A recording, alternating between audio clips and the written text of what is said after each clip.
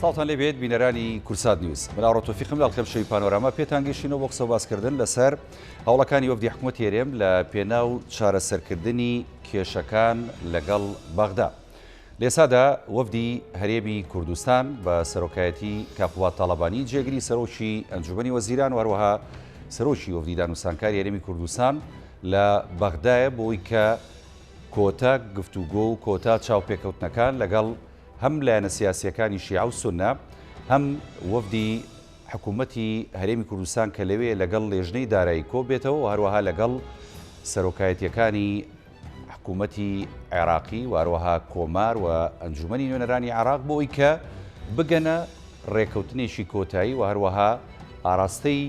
گفتوگۆکان بگێنە ئەنجامی کۆتایی لەگەڵ بەغدا. بە دیاریکراوی لە ئێستادا لایەنەکانی شیعە لەناو خۆیاندا ڕێک نین و نەگەیشتونەتە سیغەیەک یاخود پێشنیارێکی دیاریکراو کە بیدەنە لێژنەی دارایی ئەنجومەنی نوێنەران بۆی کە بڵێن بەم شێوەی ئێمە دەمانەوێ لەگەڵ هەرێمی کوردستان لەگەڵ وەفدی هەرێمی کوردستان ڕێک بکەوین. ئاراستەکان بە شێوەیەکن کە هەندێکیان داواکەن هەرێمی کوردستان نەوتەکەی یاخود سەرجەم نەوتەکەی لە بەندەری جیهان ڕادەستی بەغدا بکات. ئاراستەیەکی دیکەشیان هەیە پێچەوانی ئەمە قسە دەکات کە دەیانەوێت ئەو 250,000 بەرمیل نەوتەی کە هەرێمی کوردستان دەیداتە سۆمۆ نەوتەکە و نرخەکەی بە نەوتی سۆمۆ بفرۆشرێتە ینی ئەو بەو شێوازە بدرێتە سۆمۆ کە عێراق نەوتی خۆی دەفرۆشێت لە جیهاندا. هەرێمی کوردستانیش دەیەوێت بەو شێوازەی کە لە پرۆژەیاسا لە بودجەی 2020 عێراقدا و هەروە لە ڕێکەوتنەکانی پێشووتری کە لەگەڵ عێراق کردوێتی و چەسپێنراوە لە نێو پرۆژەیاساکەدا بەو شێوەیە مامەڵە بکات لەگەڵ بەغدا و ڕێکەوتنەکەی بگێنێتە ئەنجام. ئێستا وەفدی هەرێمی کوردستان بە سەرۆکایەتی کاکوبات کە لە بەغدایە کۆمەڵێک چاوپێکەوتنی سیاسی ئەنجامەدا بە ئامانجیەوەی کە هەم لایەنە سیاسی شیعەکان هەم لایەنە سیاسی سونەکان ڕازی بکە بەوەی کە لەگەڵ هەرێمی کوردستان بەو شێوەی کە لە پرۆژەیاسای بودجەدا چەسپێنراوە بگەنە ڕێکەوتن. بەڵام ئاخۆ ئاراستەکان چۆنن لە بەغدا؟ لایەنەکان داوای چی کە دەکەن لە هەرێمی کوردستان؟ خەڵک چاوەڕوانە بزانە هەرێمی کوردستان لەگەڵ بەغدا دەگاتە ڕێکەوتن و زۆرێکیش ینی وەزعەکە بە ڕەشبینی دەبینن گەشببینن بەوەی کە بگەینە ڕێکەوتن لەگەڵ بەغدا. ئەخۆ وایە یاخود نەخێر لە کۆبوونەوەکاندا ئاراستەیەشی دیکە دەگوزارێت یاخود لە پشتی پەردەوە داواکاری دیکە هەیە. ئەم شەو گفتوگۆکەین لەسەر ئەم تەوەرانە و کۆمەڵی بابەتی دیکە بە میوانداری هەرێک لە میوانە بەڕێزەکانم کە لە ستۆدیۆ لەگەڵمان کاک مەریوان نادر ئەندامی ئەنجومەنی نوێنەران لە فراکسیۆنی یەکێتی نیشتیمانی کوردستان بەخێربێ. کاک مەریوان سوپاس دەکەین. هەروە کاک ڕێبوار محەممەد ئابووری ناز کە ژمامان شێوە لەگەڵمانە لە ستۆدیۆ. کاک ڕێبوار بەخێر سوپاس دەکەین. کاک مەریوان ئەگەر سەرەتا لە جەنابتەوە دەست پێ بکەم لە ئێستادا گفتوگۆکان بە چۆ گەیشتۆ لە بەغدا؟ ینی ئەمەلی ڕێکەوتن هەیە یاخود تۆش گەشتبین نیت؟ لە ڕاستیە گفتوگۆکان بەردەوامن. زنجیرەیە کۆبوونەوەی دەستی پێکردووە لەگەڵ هێزە سیاسیەکان لەگەڵ دەسەڵاتەکان لە عێراقا لەگەڵ سەرۆکایەتیەکان لە عێراقا. خۆتان دەزانن لە ڕەشنووسی یاساکە بە پێی لێکتێگەیشتنێک پێشتریش بەڕێستان ئاماژەتان پێکرد لە نێوان وەفدی حکوومەتی هەرێمی کوردستان و حکوومەتی عێراقی حکوومەتی ئیتیحادی لێکتێگەیشتنێک هەیە. ئەو لێکتێگەیشتنە لە ناو ڕەشنووسی دەستورات جێگی کراوەتەوە. ئێستا تۆپەکە فرەدراوەتە ساحەی پەرلەمانەوە. بێگومان فراکسیۆنەکانی عێراقی ئەیانەوێت تەسفی حسابی خۆیان لەگەڵ هەرێمی کوردستانە لە ناو پەرلەمان بکەن. وەفدی هەرێمی کوردستان سەردانی پەرلەمانی کردووە لەگەڵ سەرۆکایەتی پەرلەمان دانیشتووە لەگەڵ فراکسیۆنەکان و لەگەڵ پەرلەمانتاران دانیشتووە. ئەو دانیشتانەی وەفدی حکوومەتی هەرێمی کوردستان کردوێتی لەگەڵ پەرلەمانە بەردەوامی هەیە و دانیشتەکان لەگەڵ قیادەتی سیاسی لە عێراقا بەردەوامی هەیە. بەڵام تاکو ئێستا نەگەیشتونەتە هیچ جۆرە ڕێککەوتنێک لە بینی وەفدی حکوومەتی هەرێمی کوردستان و پەرلەمان ئەوکو باسم کرد. حکوومەتی ئیتیحادی تۆپەکەی فرەداوەتە ساحەی پەرلەمانەوە و هێزە سیاسەکانی عێراق شانەوێت تەسفی حسابی خۆیان لەگەڵ هەرێمی کوردستان لەسەر پرسی نەوت و ئابووری لە پەرلەمانی گلایی بکەنەوە. تاکو ئێستا هێز عێراقیان بە تایبەتی فراکسیۆنەکانی شیعە لەبارەی مەلەفی نەوت و با بڵێن ڕێکەوتنی ئابووری لە بینی هەرێمی کوردستان و حکوومەتی ئیتیحادی زۆر سەرسەختن تاکو ئێستا سەقی داواکاریەکانیان کەم نەکردوێتەوە لەسەر کەمیەتی ڕادستکردنی نەوت و یاخود با بڵێن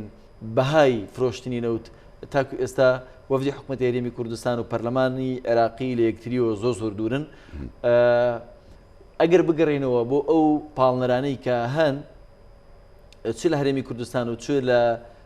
عێراقا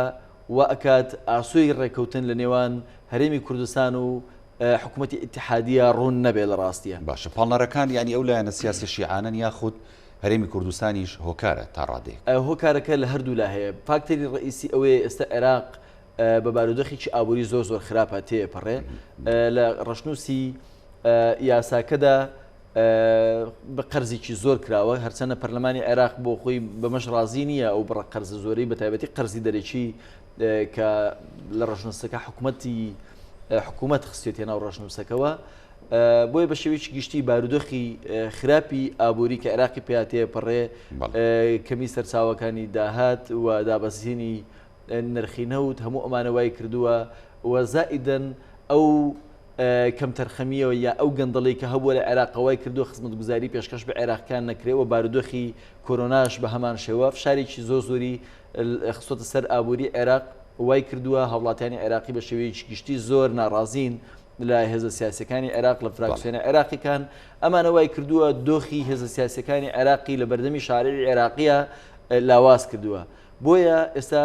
خۆشتان نەزانن لە هەڵبژاردنەکان نزیکە بینەوە ئەیانەوێ مەسەلەن وەرگرتنی زۆرترین دەستکەوت لە هەرێمی کوردستانیان ڕێکنەکەوتن لەگەڵ هەرێمی کوردستانە بکەن بە دەستکەوتێکی هەڵبژاردن و زائیدەن جۆرە جۆرەکان ئۆباڵی ئەو گەندەڵی لە عێراقا هەبووە یا تێکچوونی بارودۆخی ئابووری لە عێراقا بخەنە سەر بیخەنە ئەستۆی هەرێمی کوردستان ئەمە ئەوەی کە عێلاقی بە عێراقەوە هەیە و هەرێمی کوردستانیش ناشەفافی داهات و خراپی ئەو ڕێککەوتنانی هەرێمی کوردستان هەیەی چ لەگەڵ ئەو کۆمپانیانەی کە نەوتەکەی بۆ ئەو گواستنەوە چ لە فرۆشتنی نەوتی هەرێمی کوردستان لە بەندەری جیهان و چ ناشەفافی میکانیزمی ئەو فرۆشتنە و ناشەفافی لە داهاتەکانی تری حکوومەتی هەرێمی کوردستان ئەمانە کوی ئەمانە وای کردووە بوونەتە هۆکار بۆ نەگەیشتن بە ڕێکەوتن ینی ئەگەر تەماشای با بەڵێن چۆنێتی مامەڵەکردن یان فرۆشتن بە نەوتی هەرێمی کوردستان و بە نەوتی عێراقیەوە ئەگەرە بەراوردێ بکەین نەوتی عێراق لە ناوخۆی وڵات نرخی گواستنەوەی نەوتی عێراق لە ناوخۆی وڵات $0 بەڵام لە دەرەوەی عێراق 1.9 دلار $1.09 باش بەڵام نەوتی هەرێمی کوردستان تێچۆکی بۆ گواستنەوە لە ناوخۆی هەرێمی کوردستان $4 و لە دەروی هەرێمی کوردستان $6 ینی بە بەراورد بەڵێ $10 تقریبا بە نزیکی $9 زیاتر بەس نرخی گواستنەوە لەسەر هەرێمی کوردستان زیاترەکەوە و نرخ هەرێمی کوردستان نەوتی خۆی لە بازاڕەکانی دنیاە بە $11 کەمتر لە نرخی سۆمۆ ئەفرۆشەیە ینی جیاوازەکە $21 بۆ هەر بەرمیلەوت ئەم جیاوازیە ئێجگار زۆرە ئەو نەسەی کە لە قانونەکەیە هاتووە بۆ پێدانی پشکی هەرێمی کوردستان دەڵێن نەوت ڕادەست بکە ئەوان ئەڵێن ئێمە 250,000 بەرمیل نەوتمان ئەوێ یاخود بە نرخی سۆمۆ ئەمانەوێ پارەکەیمانێ بەڵێ ئەماش تەبان هەرێمی کوردستان باشە خۆ هەرێمی ساڵی ئێمە ڕازیم بۆ ینی بە حەقت هیچ کێشەیەک نەماوە لەو ڕێ ینی تەسیمکردنی نەوتەکە بە بەغدا بەو شێوەی کە سۆمۆ داوایەکە چکە ینی دوجار کە هاتنە بەغدا گفتوگۆکرا لە نێوان وەفدەکەی هەرێمی کوردستان و بەغدایە تا ڕادێگەمە یەکلا بۆتەوە بەڵام وەکو جەنابی شدوتە سەقفی داواکاری لایەنە شیعەکان بەرزبۆتەوە لە هەرێمی کوردستان ئەمەیان گرفتی دروست کردو ئەمە یەکێکە لە فاکتەرەکان ینی ئەوان داوای داهاتی ناوخۆی هەرێمی کوردستانەکەن و داوای با بڵێن داهاتی ئیتیحادیەکەن لە هەرێمی کوردستان و بالفعل سەقفی داواکاریەکانیان بەرز کردوێتەوە ئێستا داوای 450,000 بەرمیل نەوتەکان یاخود ئێستا تەرحێکی تریان هەیە ئەڵێن ئێمە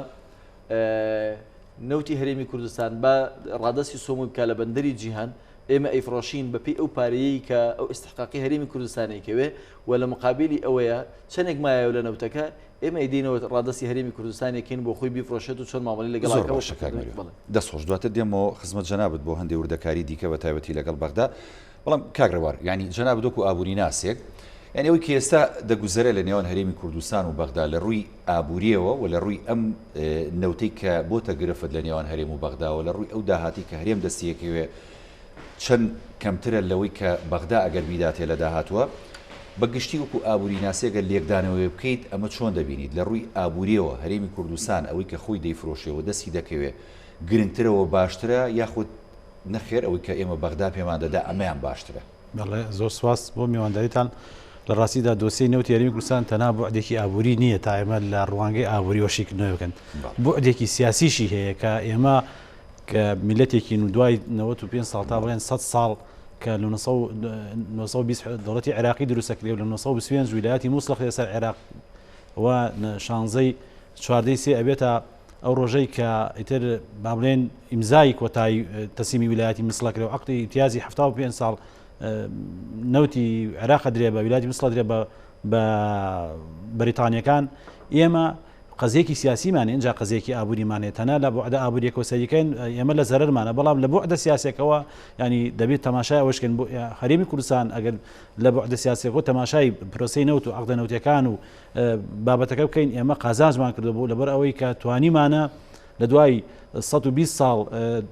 با بڵێن جۆرێک لە نیمچە سەربەخۆیی ئابووری لە وڵاتی عێراق وەرگینەوە و جۆرێکش لە تۆڵەکردنەوە بکەینەوە بەڵام لە بۆ ئەدا ئابووریەکەەوە بەدڵنیاوی ئێمە زەرمانە من بخۆم ینی لە ڕۆژەوە تەماشا ئەکەم کە وەفدەکان دێن و دەڕۆن و ئانە من وەکو ئەوەی کە خساسمەوەدا وجهە نەزەرێکی تایبەتی خۆمە ئێمە ئێستا حکومەت هەرێمی کوردستان لە پێگەیەکی لاواز و دانوستانەکە هەموو پێگەیەکی لاواز بۆ دانوستان هەمیشە سقفی بەرامبەر زیاد دەکات ئەوەی کە بەرز کاری ئەم لاوازیە بۆ ینی خۆ تۆ تا ئەڵی ئێمە لە ڕووی ئابووری توانیمان ینی گەشتێکی باش بکەین بەهۆی کە خۆمان توانیمانە ئابوورێکی سەربەخۆمان ینی من نەمان توانیوە دەستکەوتمان بە دەستکەوتی سیاسیمان لە ڕوو ئابووریەکەوە بەدەستێنەوە وەڵام دەستکەوتی گەورەی ئابووریمان بەدەستێنەوە چۆن ئێمە با بڵێن دوای ئەوەی 13 ساڵ لە دوای ڕاپەڕین نیمچە سەربەخۆ بین و دوایی لە دەستوری عێراق گەڕاینەوە و لە مادەی 111 دەستورا مافی کوردۆک و عەرەب یەکسان کراو ئەوایە ئەو کاتێ یاسای نەوت و غازی عێراقی دەرکرایە و با بڵێن یاسای ئیدارەدانی گومرگ دەکرا بەڵام حکوومەتی عێراقی ڕۆژ بە ڕۆژ دەسی و دواخستن وای کردە کە ئێمە نتوانین با بڵێن بە ئامانجەکانی خۆمان بگەین ئێمە ئەگەر بێت و تەنها لە ڕوانگەی مەلەفی نەوت و سەری ئیدارەدانی کوردستان بکەین ئێمە بەڕاستی تووشی کارەسات بین و بۆ تووشی بووین بۆچی لەبەر ئەوەی 460,000 بەرمیلی ڕۆژانە ناکاتە ئەوەی بتوانێت بودجەیەک کە با بڵێن بۆ کوردستان داوین کە ئیدارەی خۆی بێ بکات ئەگەر ئێمە نمونەی ساڵی با بڵێن 2020 وەرگرین کە هەرێمی کوردستان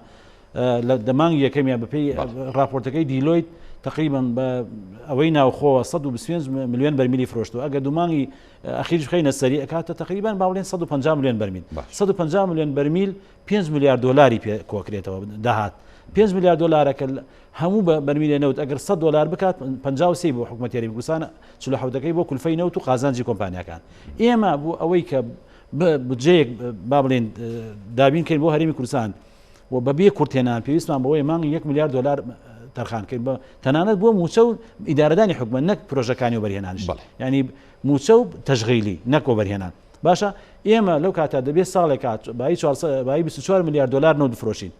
ئەبێ بە 750 ملیۆن بەرمیل هەناردە بکەین ئێستا ئێمە 150 ملیۆن بەرمیل هەناردە کردووە دەبێت لە ساڵی 2020 750 ملیۆن بەرمیل هەناردەکەین و نرخی 1 بەرمیلۆت بکاتە 300 دلار ئەنجا ئێمە توانین پشت بەنەوت بۆچین و بودجەیەک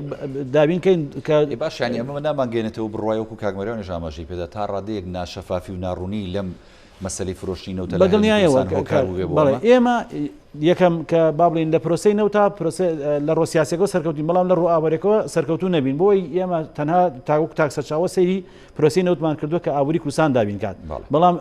نەوت ناتوانێت بە 400,000 بەرمیلۆ 24 میلیارد دلار دابین کات کە 12 بە حکومەتی هەرێمی کوردستانەکەوێت بۆیە ئێمە پێویستمان بەوەیە بگەڕێنەوە بۆ ناو خودی خۆمان دەستکەینە چاکسازی شەفافیت و سیانزەکردەکەی ئابووری ببوژێنینەوە کە پیشەسازی پترۆکیمیاوی و گەشت و گوزار و کشت و کاڵ و بانق و گواستنەوە و خوێندنی باڵا و پەروەردە و هونەر و هەموو ئەوانەی کە داهات پیاکەن ئێمە بینە بۆ ئەوێ ئەگەر ئێمە بەتەما بین بەم وەزعی لاوازەوە کە لە دۆخێکی ئابووری خەیرانێکی ئابووری و دارایی سەختین و لە پێگەیەکی لاوازین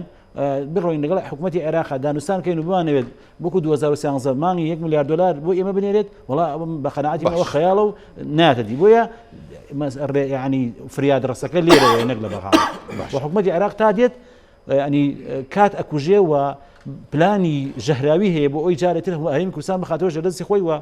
پێش بەنامەکەش بۆ ڕستم باس کرد نۆ مادە لە دەسوورە پەیوەندی بە نەوت و غازەوەیە لە پرۆژەیەکی ئامادەکراوە بۆ تعدیلی دەسوور ئەوەی بە وشەیەک پەیوەندی بە کوردەوە بێت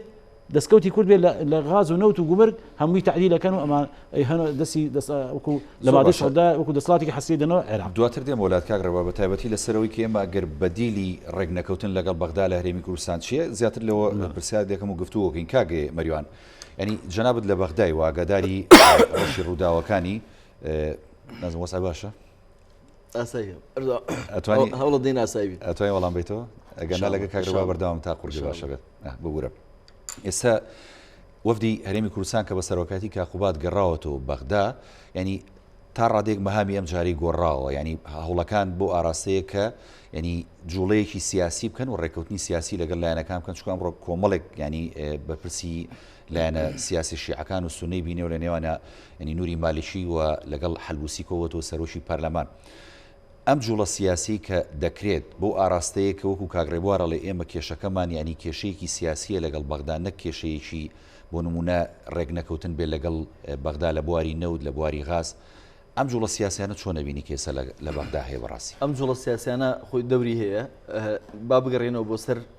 مەلەفەکە و مناقەشەکان باسی یەکێ لە خاڵەکانمان نەکرد کە ڕۆڵی با بڵێن خۆتی قانونی موازنە قانونێکی سیاسیە سیاسەتی وڵات لە ماوەی ساڵێکە ئەوەی کە پەیوەندی بە ئابووری هەیە لە چوارچەوەی ئەو قانونەیە ئەبێت جێگەی بکرێتەوە باش ئەمە لەلایەک لە ئێستاە ڕۆڵی وڵاتانی ئەقلیمی لەسەر ئەم پرۆژە یاسایە نابێ نادی دەبژیرێ لەبەرەوەی من پێم وایە وڵاتانی ئەقلیمی دەور و تەسیریی سلبیان هەیە لەسەر ئەوەی کە هەرێمی کوردستان و حکوومەتی ئیتیحادی نەگەن ڕێکەوتن بۆ ئەوەی کە یەکەم قەیرانێک بە بەردەوامی لە ناو عێراق وجودی هەبێ قەیرانی ناوخۆی و دووەم کار لەسەر لاوازکردنی پێگە و ڕۆڵی هەرێمی کوردستانەکەن ئەمە لەلایەک لایشتر یعنی ئەوشتە بەڕوونیە بیننیەوە بەڵێ بەدڵنیاییەوە و ئەوەی کە علاقی بە جوڵە سیاسەکانەوە هەیە ڕۆژانە ئەو معادلەی دانوستاندن لە بینی هەرێمی کوردستان و حکوومەتی ئیتیحادیە گۆڕانکاری بەسەرادێ ئێستا جاران بە هەموو عەرەبەکان و سونە و شیعە زۆر سەرسەختانە دژی تند بوون لە بەرامبەر هەرێمی کوردستان سەبارەت بە ڕادەستکردنی نەوت بەڵام ئێستا سونەکان ئەهوەنتر و نەرمترن لەگەڵ کووردا نزیکن لە کورد نزیک بوونەتەوە نەرمی زیاتر ئەنوێنن و پێداگیریان نییە و من پێم وایە بە تێپەڕبوونی کات ڕەنگە شیعەکانیش با بڵێن بەرەکەیان گۆڕانکاری و دابەشبوون بەخۆیەوە ببینێ دوانێ ئێستا و دابەشبوونە هەبێت یانی چکە هەندێکشان نەرمن تا ڕادەیەک بەرامبەر بە کورد بەڵێ بە دڵنیاییەوە دابەشبوونەکە خۆی لە ڕاستیە هەیە بەڵام هێشتا لە ناو لە ئەجوائیدی گفتوگۆکان لە ناو پەرلەمان و لە ناو لیژنەی داراییە هێشتا بە تەواوەتی ڕەنگی نەداوەتەوە و سەبارەت بە حەزم کرد باس لە دوو نقطە بکەم تا حدێک کاگڕێبوار ئاماژەی پێکرد ئەویشەوەیە هەرێمی کوردستان بۆچی وەکو پێویست مرۆنەتی نەنواندووە لە ڕێکەوتن لەگەڵ حکوومەتی ئیتیحادی سەبارەت بە پرۆژە یاسایی موازنە و پشکی هەرێمی کوردستان حکوومەتی هەرێمی کوردستان پیوا بوو ئەمە لێدانە لە سیادەی هەرێمی کوردستان و بچووکردنەوەی قواری هەرێمی کوردستان بەڵام من جاری تری ژوتومە ئێستا شێڵم هێندەی ناسەقامگیری یا ئاسایشی ئابووریمان لە پێگی سیاسیمانەدا و لە سیادەمانەدا هێندە ڕێکەوتنمان لەگەڵ حکوومەتی ئیتیحادی و با بڵێن مرونەت نواندن بۆ حکوومەتی ئیتیحادی زەرەر لە پێگی سیاسیمان نادا و لە سیادی هەرێمی کوردستان نادا خۆتان نەزانن وردە وردە بارودۆخی ئابووری لە هەرێمی کوردستان کە بەرەو لاوازی ڕۆتوشی قەیرانی هاتووینە سەبر و تەحملی خەڵک بەرەو کەمبوونەوەڕوە بتەوێ و نەتەوێ مەترسیەکانی ئێستقراری ناوخۆیی گەورەترە لە ئەو مەترسیانەی کە لە دەرەوە ڕوت تێکە و سەبارەت بەوەی کە هەرێمی کوردستان باس دەوا کات ئەم سیاسەتی نەوتەی تاکو ئێستا مامەڵی پێکردووە چنە ناوخۆچ لە دەرەوە بۆ فرۆشتن بۆ ڕێکەوتن لەگەڵ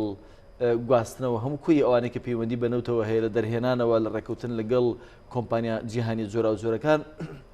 بەناوی ئابووری سربەخۆوە ئەمەنێک ئابووریکی سربەخۆی بۆ ئێمە بینانە کرد چکە ئابووری سربەخۆ تەنها لە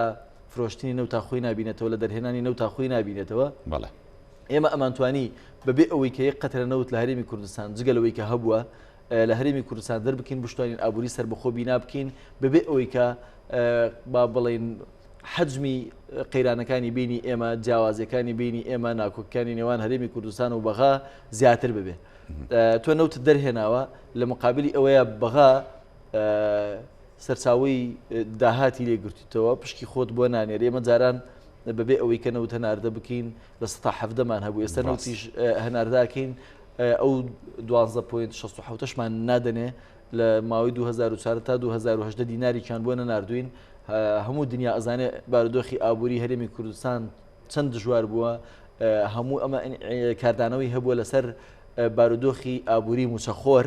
و بارودۆخی ئابووری موچەخۆش ڕنگدانەوەی هەیە لەسەر بازار ژێرخانی ئابووری هەرێمی کوردستان تەنها نابێت ببەسرێتەوە بە نەوتەوە ئایا حکوومەتی هەرێمی کوردستان لە بواری کەرتی کشتتوکاڵیە لە بواری کەرتی پیشەسازیە چی کردووە چەنێ هەوڵی داوە سوود لە داهاتەکانی تری ناوخۆیی ببینێ بۆ ئەوەی کە ئابووری خۆی پێ بەهێز بکات چەندێک هەوڵی داوە هەرێمی کوردستان ئەوە بەرهێنان لە عقلی مرۆڤی کووردا بکات چکە خۆتان نەزانن ئەو وڵاتانەی کە ئێستا وڵاتی پێشکەوتون شەرت نییە هەمویان خاوەنی سامانێکی سروشتی بن بە پێچەوانەوە و بەرهێنانیان کردووە لە عقلی تاکە گرنگیان داوە بە بارودۆخی خوێندن کەرتی پەروەردەیان بەهێز کردووە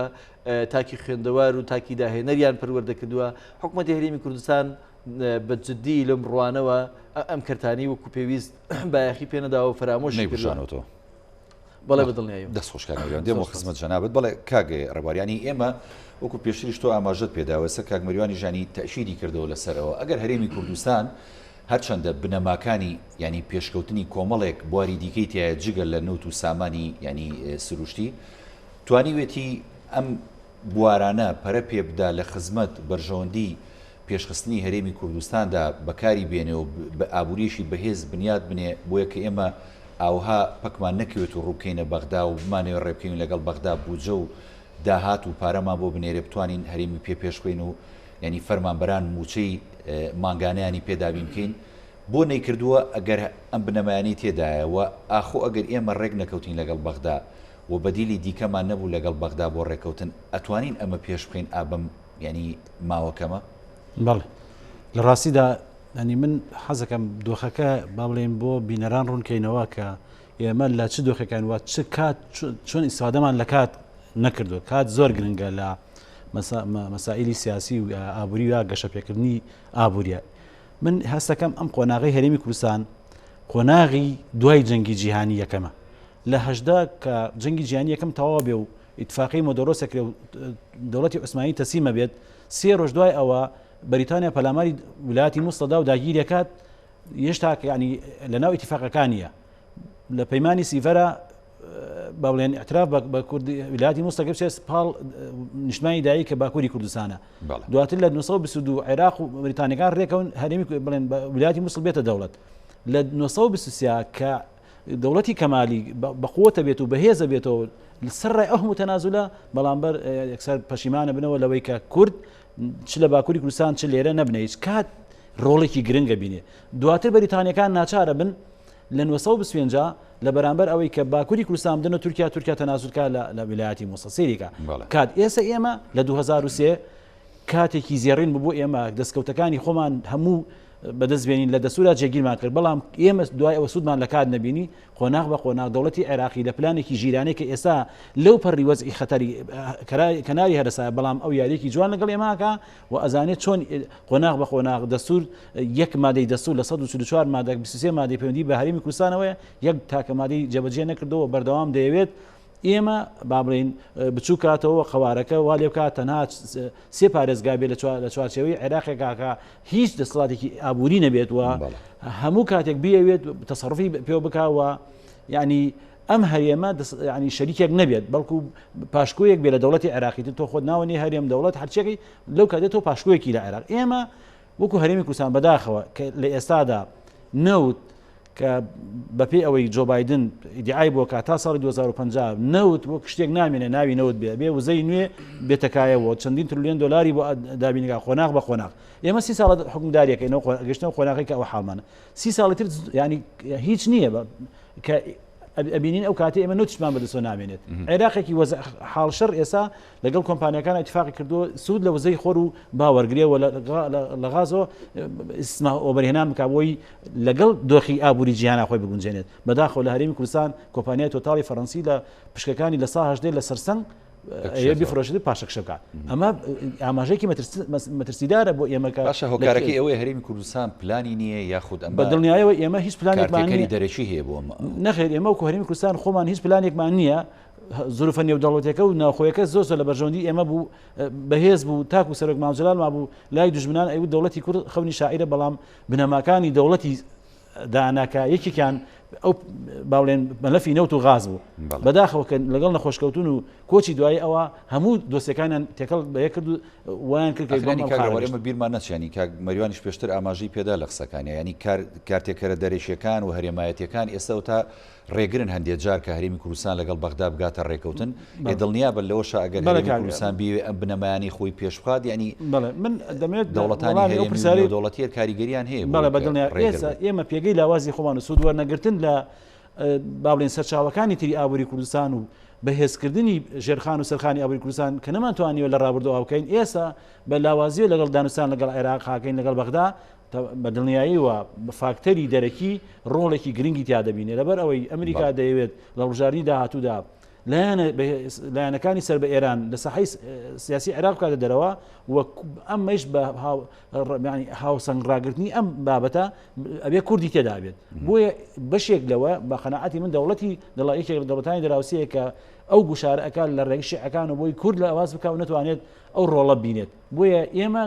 لە دۆخی لاوازیمان ناتوانین ینی ئەگەر بێت و ئەمریکا تەدەخڵێکی سەرەکی نەکات و گوشار نەخات سەر حکوومەتی عێراقی ئێمە لە دانوستانەکاندا پێگەی لاوازیمانە بۆ وەڵامی پرسیارەکەی بەڕێزت ئێمە بەدیلی بیمان ئێمە ئەوە تا لەگەڵ عێراقا ناتوانین بگەین من بە قەناعەتی من ڕێکەوتنیش بکرێت پینۆپەڕۆی و هیچ نییە و کاتیە و بۆ ساڵێکە چونکە نە مادەی 112 جێبەجێکردن نە مادەی 114 یاسای بۆ ساڵێکیش بێ ینی خۆیمان توانی خۆمان ڕێخێنەوە لە ناوخی خۆمانە ئەخر ئێمە ئەو پلانەمان نیە ئێمە ئەبێ بەدیلی دووەمان ئەوە بێت کە بگەڕنە بۆ هەرێمی کوردستان لە ڕێگەی ئەوکو باسم کرد سیانزە کەرتەکەی تری ئابووری ببژێنینەوە و ئیسفادە لە با بڵێن وەبەرهێنانی بیانی ناوخۆ بکەین کە سوود لە تەکنۆلۆژیا ئەزمون سەرمایی بیانی وەرگین و هەروەها لە ڕێگەی سەرمایه‌دارەکانی ناوخۆی خۆشمانەوە یعنی ئێمە با بڵێن پنتەکان یا ئەو خاڵە بەهێزانەمان زۆرە کە بتوانین ئابوووریەکی بەهێز لە هەرمی کوردستانە بەدەست بێنەوە دۆخی سیاسی و ئابووری کوردستان هێمنکەینەوە و وا بکەین کە لە پاشکوێتی هەم بەغا و هەم وڵاتانی دراوسی ڕزگارمان بێت ئێمە لە شارەزایانیش دەڵێن ینی ئەوەی کە هەرێمی کوردستان ینی کۆمەڵی بنەما و ماهیەتی تێدایە زۆر لە ناوچەکانی دیکەی هەم سونە هەم ینی باشوور و ناوەڕاستی عێراق زۆر لە پێشتر و ئەتوانێت خۆی ینی پێشپاس دەکەم دێمەوە خزمەت جەناب کاکڕەوە کاگێ مەریوانیانی ئەمێ بە دیاریکراوی لەسەر خاڵەکانی قسە بکەم لەگەڵ بەڕێستاوەکو هەم ئەندامی ئەنجومەنی نوێنەران لە فراکسیۆن یەکێتی نیشتیمانی کوردستان هەمووکو بەڕاستیانی وەکو یەکێتیەکیش ینی ئێستا ئەوەی کە هەیە لە بەغدا دەگوزارێ ینی سەرۆکی وەفدەکە کاقوبادە و تا لە بەغدایە بە یەکگرتووی دەیانەوێت لەگەڵ بەغدا ڕێبکەون بەڵام ینی ئەمڕۆ ینی شتێک بڵاو بۆ تۆ لە یەکێ لە ڕۆژنامەکانی عێراق کە زمان حاڵی حکوومەتیشە تا ڕادەیەک هەندێک چۆنەڵی هەندێک لایەن وەکو کارتێک بەکارهێنن بۆ نمونە ئەگەر بەرامبەر ئەم ناوچەیە بێت لە سلەیمانی و هەندێک ناوچەی دیکە هەم بەرامبەر یەکێتی بێ خۆتا یەکێتی نیشتیمانی کوردستان لە حکوومەتی هەرێمایەوە تا سەرۆکی وەفدەکە کاقوبادە لە بەغدایە دەیەوێت ڕێکەوتن بکات بۆ هەموو هەرێمی کوردستان بەبێ جیاوازی یعنی دەستکەوتێکی باش بێ بۆ هەرێمی کوردستان هەرێمی کوردستان ئەگەر نەگەیشتە نەتیجە لەگەڵ بەغدا یعنی ئەوەی کە دەگوترێت سلەیمانی دەیەوێت لەگەڵ بەغدا ڕێبکەوێت ئەمان تا چەند منطقیەوە تا چەند لە ڕووی یاسا و دەستورەوە ینی دەگونجێت و ئاخۆی یەکێتی نیشتیمانی کوردستان ئەمەی پێ قبوڵە لە داهاتووە ئەگەر هەرخۆی لە سلەیمانیەوە ڕێبکەوێت لەگەڵ بەغدایە ینی شتی وا هەیە ئێوە بیستوتانە طبعا کاک هاوڕێجان تۆ بەیەکێتی نیشتیمانی کوردستان ئیداری زۆنێکی فراوانەکە بەرپرسیارەتی ئیدارەدانی دوو پارێزگای لە ئەستۆیە ئەم پارێزگانە پێویستیان بە گەشەسەندنی ئابووری هەیە پێویستیان بە بنیادنانی عیمرانی هەیە پێویستیان بە پێشکەشکردنی خزمەتگوزاری هەیە لە هەمووشیان گرنگتر موچۆ قوتی خەڵک بۆی چێتی نیشتیمانی کوردستان خۆتان نەزانن ئەگەر تاکە هێزێک نەبوو بێ لە دروستکردنی حکومەتی هەرێمی کوردستان ئەوە کاریگەرترین و سەرەکیترین هێز بووە بۆیە با بڵێن ڕەگی مێژوویی خەباتی چێتی نیشتیمانی کوردستان بۆ بیناکردنی ئەم هەرێمی کوردستانە و لەگەڵ بەرژەوەندیەکان و ئامانجەکان و مافەکانی خەڵکی هەرێمی کوردستان تێکەڵاوە بمانەوێ نەمانەوێ خەڵک فشار ئەکاتە سەری چێتی نیشتیمانی کوردستان بۆ ئەوەی کە ڕۆڵی هەبێ لە تێپەڕاندنی ئەم قەیرانەی کە هەرێمی کوردستانی بیا تێپەڕێ ئێستا پارتی دیموکراتی کوردستان وەکو هێزی یەکەمی پێکهێنەری حکوومەت با بەڵێن دۆسیەی ئەم ڕێکەوتنانە دۆسیی نەوت دۆسی ئابووری هەرێمی کوردستان بە دەستی پارتی دیموکراتی کوردستانەوەیە تاکو ئێستا ئێمە پێمان وایە پارتی دیموکراتی کوردستان هۆکارە لە سەرهەڵدانی ئەم قەیرانانەی کە ڕوبەڕووی هەرێمی کوردستان بۆتەوە لەبەرەوەی داهاتی هەرێمی کوردستان داهاتێکی ناشەفافە راپۆرتی دیلۆیت لە عێراق و لە دنیاە کەس داتاکانی بە دینارێ ناکڕێ باوەڕی پێکراو نیە نەخێر باوەڕ پێکراو نییە لەبەرەوەی دیلۆیت وەکو سیستەمێکی ئەلکترۆنی کۆمپیوتەرێکە تۆ داتا و بەیانات بە کیفی خۆت ئیدخالەکەی ئەو هینیەکات ئیستنتاج دەداتێ بە پێ ئەو ئاماری تۆ داخڵیەکەی یعنی ئەمە نیە هاتووێت لە هەرێمی کوردستان بە دوای داچوون کات بەڕاستی نەخێر ئەو ئەرقامانەی ئەدرێتە دیلۆیت ئەرقامێکن باوەڕ پێکراو نین نە لەلایەن تاک بە تاکێری خەڵکی هەرێمی کوردستانەوە نە لەلایەن هیچ هێزێکی سیاسیەوە نە لەلایەن شەرعیترین موسسەی حکومەتی هەرێمی کوردستانەوە کە پەرلەمانە نە لەلایەن وەزارەتی داراییەوە لە هەرێمی کوردستان بە هیچ شێوەیەک باوەڕ بە ئەو ئەرقامانە ناکرێت کە وەکو کۆی داهاتی هەرێمی کوردستان ئاماژەی پێکرێت کە هەیەکی نیشتیمانی کوردستان هێزێکی کاریگەر و سەرەکیە لە پێکهێنانی ئەم حکوومەتە بەرپرسیارەتی ئەکەوێتە سەر شان بۆ تێپەڕاندنی ئەم قەیرانەوە خەڵک لێ پرسێتەوە بەدڵنیایی بۆیە کاتێک پارتی بەتەنیا با بڵێن دۆسی ئابووری هەرێمی کوردستان ئەگرێتە دەست و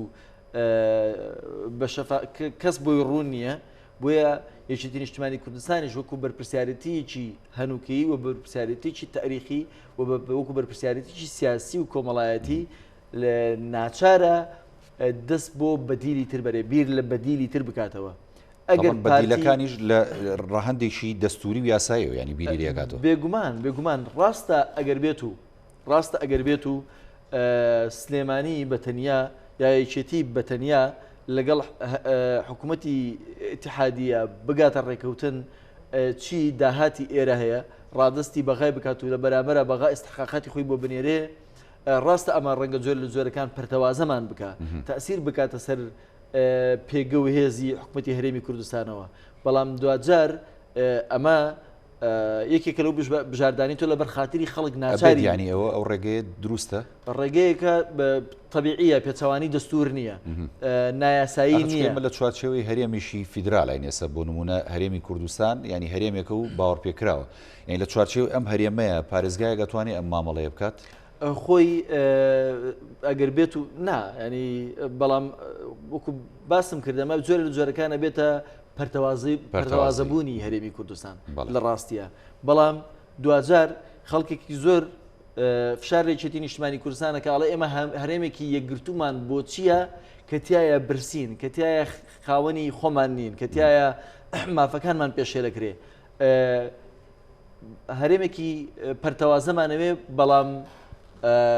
ژیانی خۆمان و ماڵ و مناڵ و ئایندەمان دابین بکە ینی ئەمە یەکی کەلو فشارانی خەڵک ئیکا بەڕاستی ئەو دەنگەنا ڕزایەتیانە زۆرن تۆ تەماشای دەستگاکانی ڕاگەاندن کە تۆڕە کۆمەڵایەتەکان بکە لێ دوانی خەڵک قوتیەوێ خەڵک ژیانیەوێ خەڵک نایەوێتەوە پێی وایە ئەمە چاواشەکردنە ئەمە خەڵەتاندنە بە ناوی دۆسیی نەتەوەییەوە قەزیی نەتەوەییەوە بە ناوی یەکگرتوویەکردستانەوە بە ناوی ئەوە منە چەوسێنیتەوە ینی من ئەو بابەتەم بۆیە وروژات چکە بە حەقت ینی لەمڕۆوە ئەو بابەتە بە دیاریکراوی لە زۆرێک لە میدیاکان و لە میدیا سێبەرەکانی هەندێک لایەنەکان ینی باز دەکرێت و دەویسترێت زەق بکرێتەوە ینی بۆی کە زەق نەکرێتەوە ئێمە بتوانین ینی وەڵامێکی منطقی هەبێ بۆ ئەمە ینی ئەوەیە ئاخۆ لە ڕووی دەستوری و یاسایەوە ینی دەستوری عراق ڕێئەگەدات و هەرێمی کوردستان لە چوارچێوەی ئەو یاسایانەی کە هەیە ئەمە ڕێئەدات وەکو باسم کرد ئەگەر تۆ بووی بە زۆنێک و مامەڵەت لەگەڵا کرد ئیتر ئەو چوارچەوەی یاساییەی یا دەستوری هەیە بۆ هەرێمی کوردستان و تۆمانتیچێنەوە خەرق کرێ و ڕەنگە حکوومەتی عێراقی زۆری پێخۆش بێ حکوومەتی ناوەندی و مامەڵەشت لەگەڵا بکە بەڵام تەمەنا ئەەکەم ینی نادەستوری نییە لەبەرەوەی کە بەپێی دەستوری عێراقی پارێزگایکش بەتەنیا توانێت بێ بە هەرێمێک ئەو کاتە تۆ فۆرمی ئەو هەرێمەی هەیە لە کوردستانە یا با بڵێن خەریتی ئەو هەرێمەی هەیە لە کوردستانە گۆڕانکاری بەسەرادێ گۆڕانکاری بەسەرادێ ئەمەیەکی کە لەو بژاردانی تۆ ناچاری ئەگەر حکوومەتی هەرێمی کوردستان یا پارتی بیر لە بەرژەوەندی خەڵکی هەرێمی کوردستان نکاتەوە یەکێتی نیشتیمانی کوردستان ئەمانە ئەبن بە بژاردە لە بەردەمیان و بژاردەی تریشان بژاردەی تریشان ئەبێ هێزە سیاسیەکانی هەرێمی کوردستان بە یەکێتی نیشتیمانی کوردستانەوە فشاری تر بۆ نمونە ئەگەر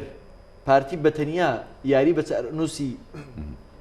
هەرێمی کوردستانەوە بکە ئەو کاتە ئەبێ هێزە سیاسەکان لە حکوومەت بکشێنەوە ئەو کاتە شەرعیەتی نامێنێ ئەم حکوومەتە شەرعیەتی نامێنێ هەنگاوانین بۆ هەڵبژاردننی پێشوەختە بێبەیەکێ لە بژاردەکان لە هەرێمی کوردستان و هەمووشمان نەزانین ئەو کورسیانی کە پارتی تەحکومی پێوە ئەکا و بەهۆیەوە با بڵێن کۆنتترۆلی هەموو شتێکی کردو لە ناحکوومەتە هەمومان نەزانین چۆن هێناوێتی ئەو کورسیانەی کە هەن ئەو کورسیانە حەزمی حەقیقی پارتی نین لە پەرلەمانی کوردستانە و دڵنیاین هەڵبژاردنێکی نەزیف بکرێت لە هەرێمی کوردستانە حەزمی پارتی نیوەیەوەیە کە ئێستا هەیە خۆشیان زۆر باشەزانن بۆیە وەکو ئێچێتی وەکو هێزێکی سیاسی بەرپرسیار لە بەردەمی خەڵکی هەرێمی کوردستانە بۆی پێداگیری ژەکا لەسەر زۆر ینی ڕێکەوتن و نزیکبوونەوە لە بەغدا بەڵێ ئەگەر تێبینیتان کردبێ نوێنەرانی یەکێتی نیشتیمانی کوردستان لە پەرلەمانی عێراق زیاتر لە لایەنەکانی تر ئێمە هەوڵمان داوە لەگەڵ حکوومەتی اتحادیە حکوومەتی فیدراالیە تەبابین جیاوازەکانمان کەم بکەینەوە زیاتر بە ئاراسی ڕێکەوتن بڕێن لەسەر مەسەلەی خاک لەسەر مەسەلەی ئەمنی لەسەر مەسائلی ئابووری دۆسیەی نەوت قانونەکانی موازنە پێشمەرگە بڕۆن تەماشاکەن لە ماوەی من تەنها باسی ئەم خوڵی پەرلەمانەکەم کە 2 ساڵە و من ئەندامی ئەم خولەم بڕۆن تەماشاکەن بزانن جگە لە فراکسیۆنی یەکێتی نیشتیمانی کوردستان و وەفدی یەکێتی نیشتیمانی کوردستان وەفدی حزبی چی هێزێکی تر هەوڵی داوە جیاوازەکان و کێشەکانی بینی هەرێمی کوردستان و بەغا کارەسەر کەمکردنەوەی بکاتەوە لەبەرەوە وەکو ئەشبینن سەرۆکایەتی وەفدەکەی هەرێمی کوردستان یەکێتی نیشتیمانی کوردستانێکە کاقوبادێکە ینی پێویستە سەرۆکی حکوومەتی هەرێمی کوردستان خۆشی بڕوا بەشداری ئەو دانوستاندانە بکە سەرۆکی هەرێمی کوردستان خۆی بڕوا بەشداری ئەو دانوستاندانە بکە بەرپرسیارەتی چارەسەرکردنی قەیرانەکانی هەرێمی کوردستان قورساکی کەوتۆتە سەر شاری هەرێمی کوردستان بەڵێ ئەمە بێ ڕوون بێ ینی کە تۆ بۆ نمونێ سەکاقوباد لە سەرۆکایەتی وەفدەکەیە ینی مە دەرەخا کە هەم پەرۆشی یەکێتی بۆ یەک ریزینێ و ماڵی کورد و هەم وەکوی جەنابە داماژەی پێدەی ینی پەرۆشی یەکێتی بۆ دابینکردنی قوت و بژێوی هاوڵاتیان هەرێمی کوردستان و موچەخۆران سوپاس دەکەم دێمەوە خزمەت جەناب بە تایبەتی لەسەر ئەرکی فراکسیۆنە کوردستانیەکان لە بەغدا و یەکگرتوویتان بۆ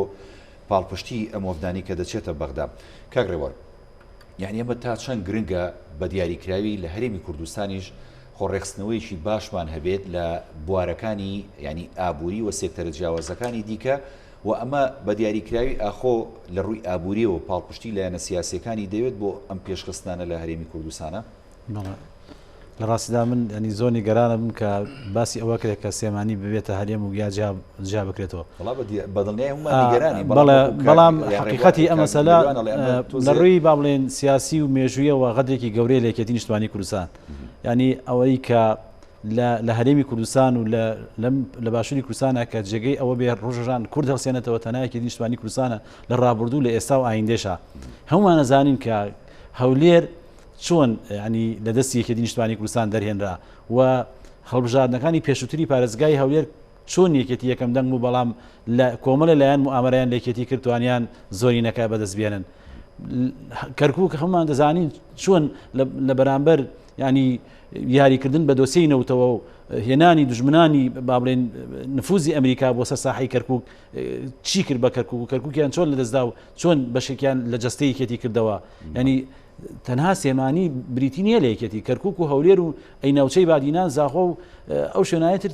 خۆیان بە خاوەنێکێتی ئەزان و ڕۆژان چاوەڕێنێکێتی وەکو فریاد ڕستی فریان کەوێت ئەمە بە قەنەعەتی من ئەمە غەدرێکی گەورەیە من لێرەوە هیوادارم هاوسەرەکان یەکێتی خەڵکانی وەکو ئێمە بانکەن من 4 مانگە پرۆژێک سوێک لاپەڕیم لە بواری بەرهێنان بە کۆمەڵی هەڤاڵداوە تا ئێستش بانگ نەکراوم ئەمە نەواتی بژانەوەی هەرێمی کوردستانە نەواتی هەڵسانەوەی یەکێتی نیشتوانی کوردستانە نەواتی هەڵسانەوەی ناوچەی سێمانی و هیوای هەولێرەکان و ناوچەی بادینان ئەگەر بێت و یەکێتی نیشتوانی کوردستان ئەوانەی کە ئیدعای ئەوەکەن سێمانی جاکەنەوە و غەدر لە مێژوو ینی مێژی مام جەلالویەکە نیشتمانی کوردستان و شێدەکانمانکەن ئەوە نەکەن باشێکە ئەو شێوەی کە من ئەڵێم ئێمە ئەو پرۆژێکی ئابووریمان هەبێت لە ڕێوە بەرهێنانی بیانی و ناوخۆیەوە لە زۆنی سەوزە خۆمان دەسەڵاتدارین ئەم پرۆژە بخینە بواری جێبەجێکردنەوە ببێتە هیوایەک بۆ زۆنەکانی تێژ ئەگەر پارتی دیموکراتی کوردستان هات سەرخەت ئەوە باشە نەهات خەڵک لە مەرکەزیەکەش لەو چوارچێوەیە بەڕاستی ئەگەر یەکێتی نیشتمانی کوردستان ناوچەی خۆیان و نفوزی خۆیان و بەرهێنانی بیانی و ناوخۆیی بکات و ئەم وڵاتە بخاتە سەر منتیقە خاصە سکەی خۆی بە دڵنیایی و کاریگەری دەبێت بۆ سەر ناوچەکانی تریش وە لە هەڵبژاردننی داهاتووە یەکێتی نیشتمانی کوردستان لەوێش دەبێتە ڕەقەم بۆیە ئەمە حقیقەتەکەیە ئەمە با بڵێن ئەرکە ڕاستەقینەکەیە نەک ئەوەی کا بیلەوەکەنەوە هەرێمی سێمانی جاکەنەوە نە دەسوور ڕێگە پێدا نە یعنی کورد 100 ساڵ لە خەبات بووە کە مافی چارەی خۆنووسین بەدەستبێنێکەیەکی لە دروستبەکانی نیشتمانی کوردستان ئێستا بە چ حەقی ئێمە واز لە کەرکووک و دهۆک و هەولێر بێنین تەنها خۆمان خەتیسکەین لە سێمانیە ڕێگە ڕاستەکە ئەوەیە کە یەکێتی نیشتمانی کوردستان بە پلانێکی هەمەلایەنە لەگەڵ ئەو هێزانەی کە لە یەکێتی و فکر و ئایدۆلۆژیان نزیکە بتوانن لە ڕێگەی و بەرهێنانەوە کە لەم ساتا کە حکوومەتی هەرێمی کوردستان یا بڵێن یەکێتی بودجێکی زەبەلاحی بەدەستەوە نییە و بەرهێنانی بکرێت لە وبەرهێنی بیانی و ناوخۆیەکان کۆ بکرێنەوە و سرنجیان ڕابکێشێ و پەرلەمان بەدەست یەکێتیەوە دەتوانێت یاسای باش دەربکا و با بڵێن هەموارکردنەوەی یاسا و بەرهێنانی کوردستان بکە و ئەو یاسانەی تریشکە هەمانە یاسای مساتەحەیە بەکرێدان هەموو یاسای باش دەرکەن خەڵکانی ئێمە پسپۆرمانی باشمانێ دەتوانین لەم زروفە کارێ بکەین کە وا بکەین ئەم ناوچە بکەینە نموزەجێک بۆ هەرێمی کوردستان و لێرەوە پەیامی هەڵسانەوەی هەم ژیانی خەڵکو و هەم یەکێتی نیشتمانی کوردستان بنێرینەوە بۆ ناوچەی بادینان و بۆ هەولێر و لەوێەوە لە هەڵبژاردنەکانی ترا یەکێتی بێت و حاکمی ئەو ناوچانە نەک دابڕانی ئەو ناوچانە و بێ هیواکردنی خەڵکەکەی من هیواخوازم هاوسەرۆکان و سەرکرداریەتی خەڵکانی وەکو ئێمە باکەن پرۆژەکەی ئێمە گەوان دەنگە بگات و پەیامەکان جۆلێ بێ بەڵێ کاگێ مەریوانیانی ئەمێ بێمەوە سەر یەکگرتووی فراکسیۆنە کوردستانەکان لە ئەنجومەنی نوێنەران و کاریگەریتان بەڕاستی ئێوە کاتێک یەکگرتووە بن تا چەند ئەتوانن پاڵپشت بن بۆ مۆڤدانی هەرێمی کوردستان هەم لە ڕووی سیاسی هەم لە ڕووی معنەوی هەم لە ڕووی ئەوەی کە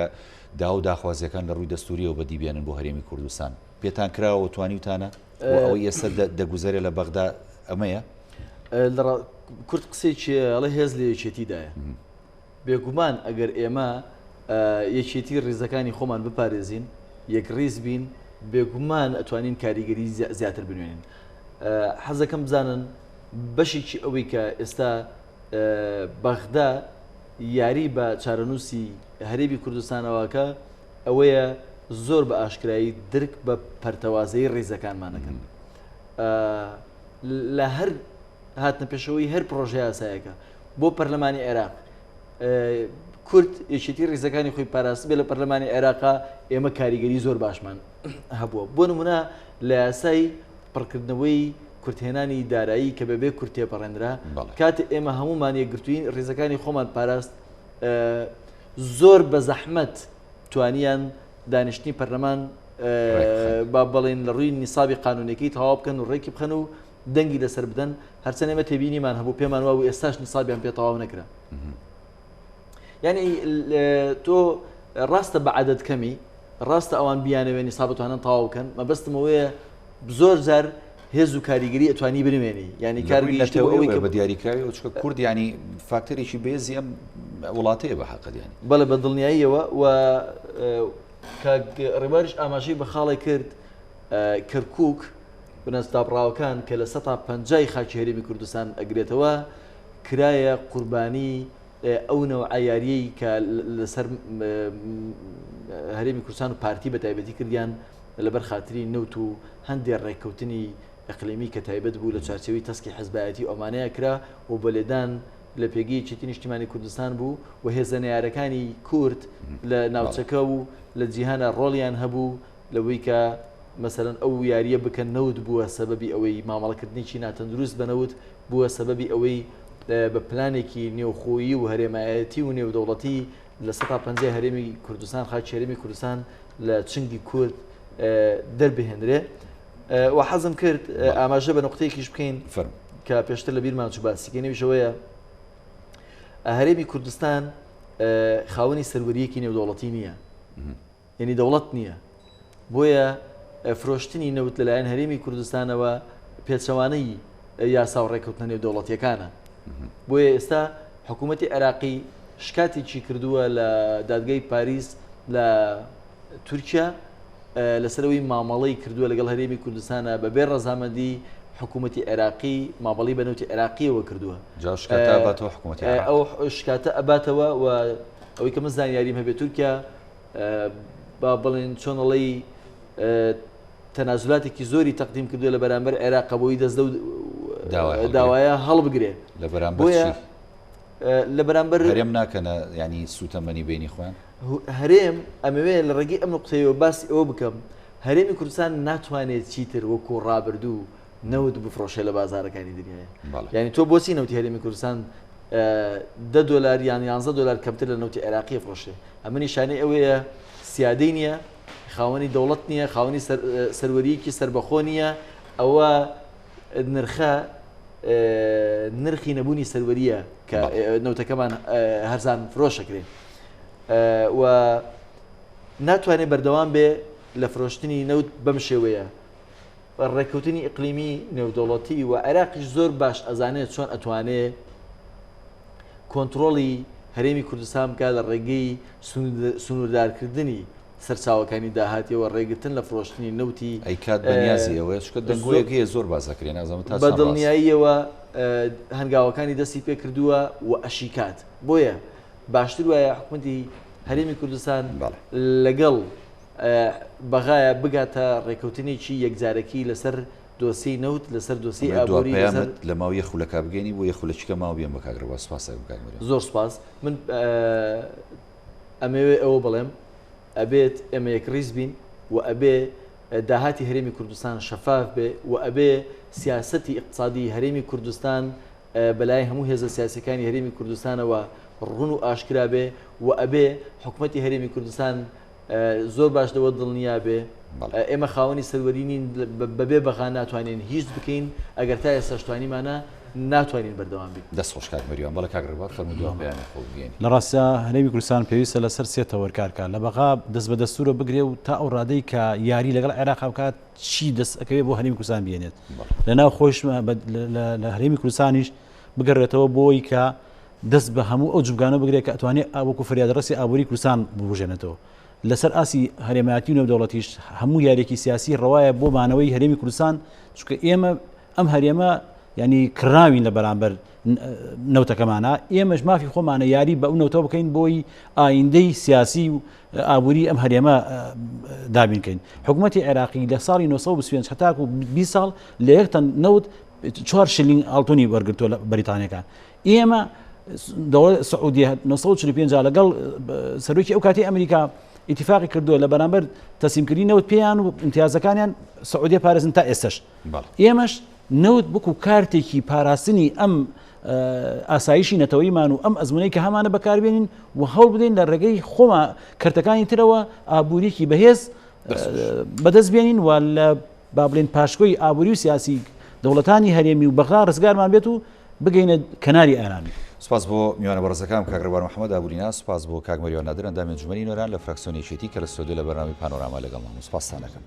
بەڵێ بینەرانی بەڕێز زەڵقەم شەوی پانۆراماتان پێشکەش کرا خواتان لەگەڵ.